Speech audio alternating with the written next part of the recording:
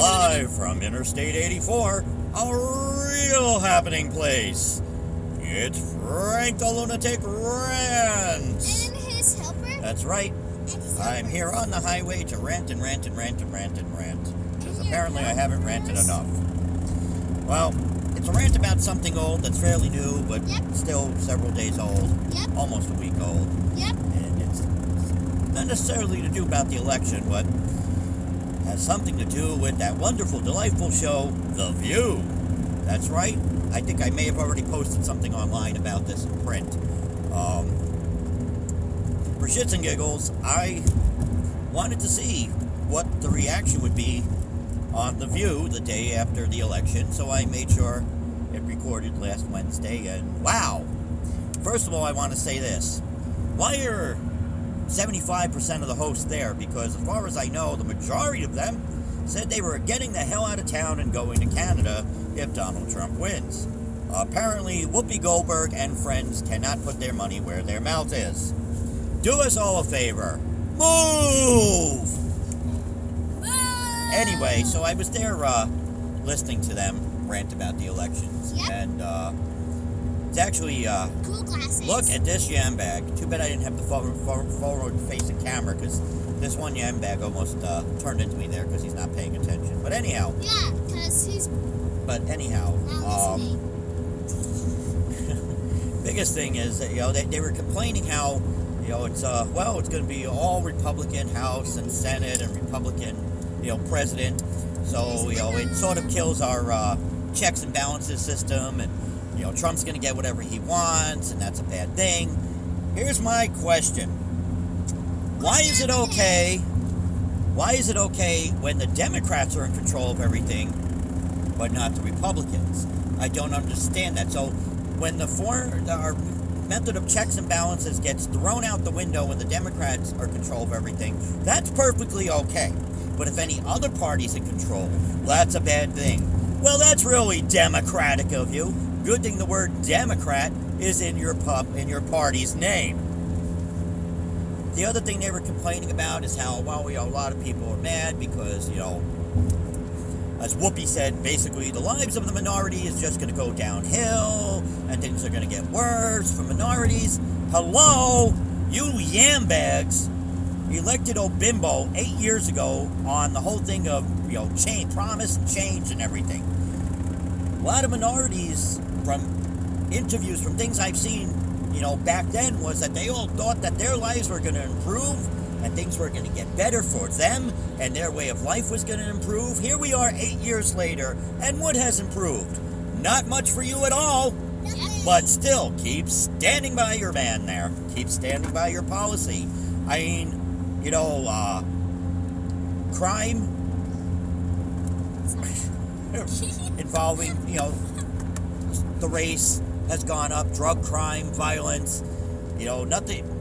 Teen pregnancies haven't gone down. School dropout rates haven't gone down. Yes, there are success stories. Don't get me wrong. There are success stories. In every race, there's success stories, and there's the opposite as well. But to sit there and say your life, your race's life is going to go totally downhill because Donald Trump is in office is pure bullshit. Okay? The race creates the stereotype. They do. Because by following along with the stereotype and not trying to prove it on that level, how is that anybody else's fault? The drugs are still going on and stuff. When you turn on the news and you see certain people that are holding up places or involved in crimes, well, that helps lead to the whole stereotype. Change begins at home. Change things. If you don't like the way the race is portrayed, then change things. It's the way I look at it. I mean, I would say the same thing to any Italian person that would be sitting on a stoop drinking a 40 instead of working and living on the system. I would say the same thing. But apparently Whoopi Goldberg doesn't see it that way. She is so racist, it isn't funny. It really isn't. And she won't admit it, but she is just listening to her talking on The View that day. Just going on and on and on. It's like she's going to start a riot because of how she goes on. And it's ridiculous. it is what it is.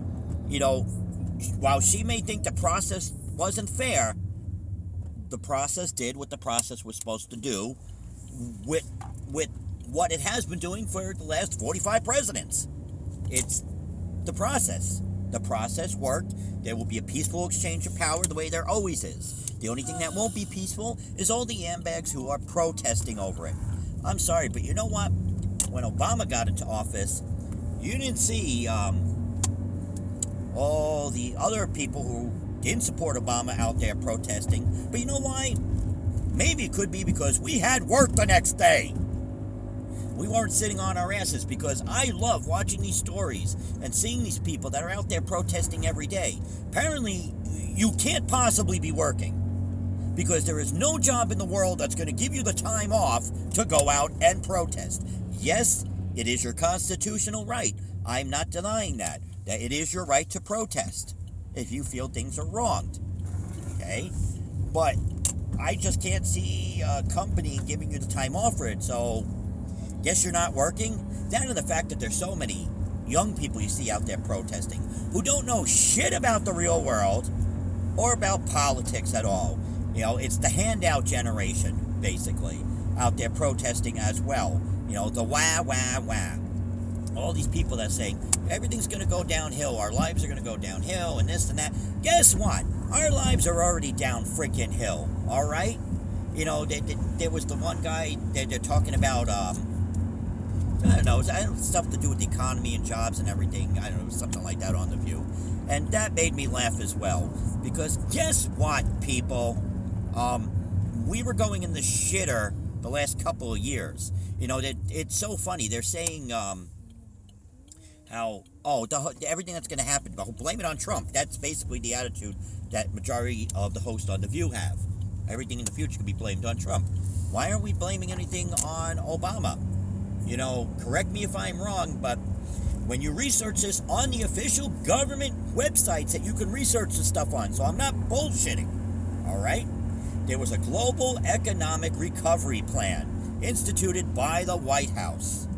And that is where the tax credits had come from to give companies to move jobs into these other countries to help expand the global economy, which I'm not saying is a bad thing. Okay, you're trying to expand the global economy, and the thinking is that it's going to help our economy as well. But you gave the tax credits to all these places.